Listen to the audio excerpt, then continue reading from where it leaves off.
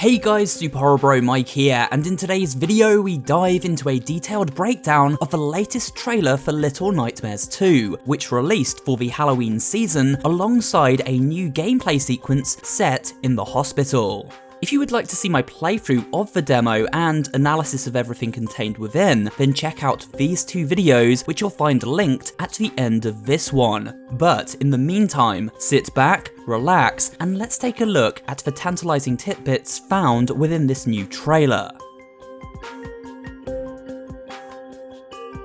We've seen Mono has the ability to warp into the various static-filled TV screens of this world in trailers past, and at this point it is all but confirmed that this is the method in which he and Six will use to fast travel throughout the world, shifting from one location to another by using his unique power. What is interesting about this latest trailer, however, is that it reveals what may await our adventurers on the other side of the screen. There seems to be a bendy, distorted corridor with a door at the far end. The door contains one of the all-seeing eyes, a symbol found throughout the original game. This eye is almost certainly linked to the signal tower and allows whoever controls it to spy on every part of this nightmarish world. This explains why Thin Man seems to be able to easily locate Mono, as he is of course tied to the tower and its broadcast. But what about the corridor itself?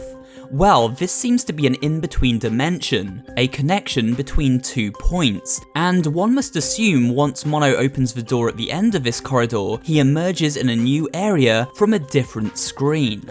It should also be noted that we see this ghostly childlike apparition. The child looks like a digital ghost, flickering in and out of our plane of existence, a memory of something now trapped within the signal tower's broadcast, unable to free itself and move on to the afterlife until the transmission and its origin are shut down.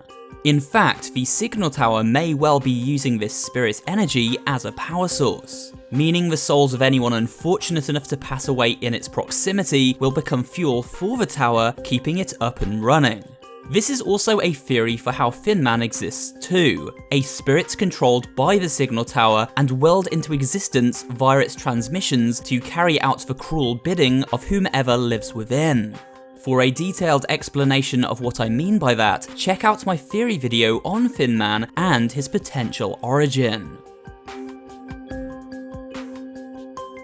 Thin Man makes a few appearances in this trailer, chasing Mono in a sequence previously shown off in the last trailer. There's not too much to say about this, however 2 other clips do require our analysis. In this first clip, Mono and Six pass beneath a broken television set, which hangs precariously from the ceiling. The screen is missing, and strung through the centre, we clearly see Thin Man's outfit. That long stretched out suit and hat. What does this mean? Well, to me, this could represent one of 2 things. Either A, Thin Man attempted to emerge from this screen as it was destroyed, which halted his entrance, causing his clothes to remain in the physical world and his spirit to return to the dimension in between. Or scenario B, this is the point at which he first materializes and gives chase. We can see that Six does not yet have her raincoat, meaning this is an environment from an early portion of the game, and so therefore it would make sense for Thin Man to reveal himself at this point, setting him up as an ominous presence and threat for the remainder of our journey. But what do you think? The final point of interest in regard to Thin Man is found here in this shot as he grabs Six and drags her into the screen. Mono left powerless to help.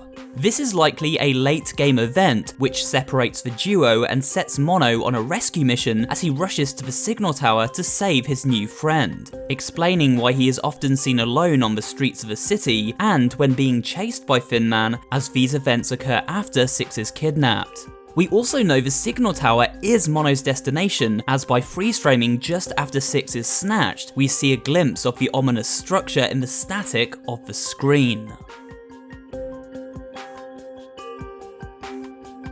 The signal tower and its exact purpose have remained a mystery to date, although we have received some hints from the developer. It is said the transmissions distort the very fabric of reality, bending and warping it as if we were looking at a corrupt TV signal. This trailer reinforces those hints, as we can see how the effects of a corrupt broadcast emanating from the tower have contorted and distorted the faces of these townsfolk.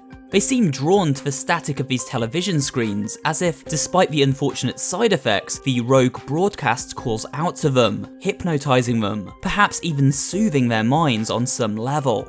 So, with this new evidence to hand, it certainly backs up the theory we touched on in this video, where we suggested the signal tower is the evil in the world of Little Nightmares responsible for all of the nightmarish forms its denizens take on. The janitor with his tiny legs, huge head, and gangly arms being a prime example found in the original game. It may also explain why the world of Little Nightmares looks the way it does. Objects and buildings often look misshapen, and this is likely a direct result of the signal morphing the very fabric of reality. Next, take note of this particular clip. It shows the skeletal structure of both Six and Mono after they enter an X-ray machine found within the doctor's hospital. Notice the various X-rays around the room. Check out this one in particular, a teddy bear with a key inside its belly. This could be a hint for the player, provided to solve a puzzle. Maybe we encounter a locked door and there is no key in sight.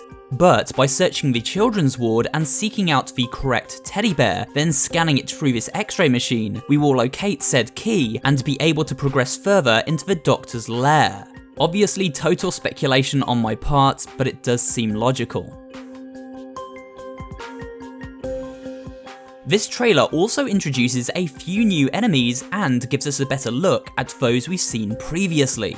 The teacher, when first introduced, appeared to be nothing more than a creepy old lady equipped with a ruler for smacking naughty pupils. However, as usual in the world of Little Nightmares, nothing is ever normal, and this teacher is no exception. We have since learned she can twist her head right the way around, as well as stretching it out like a serpent to slither around objects in order to better locate her prey. This is shown in new detail, as I'm sure you have observed. Her students, which appear to be children fused with the heads of porcelain dolls, also show up briefly too.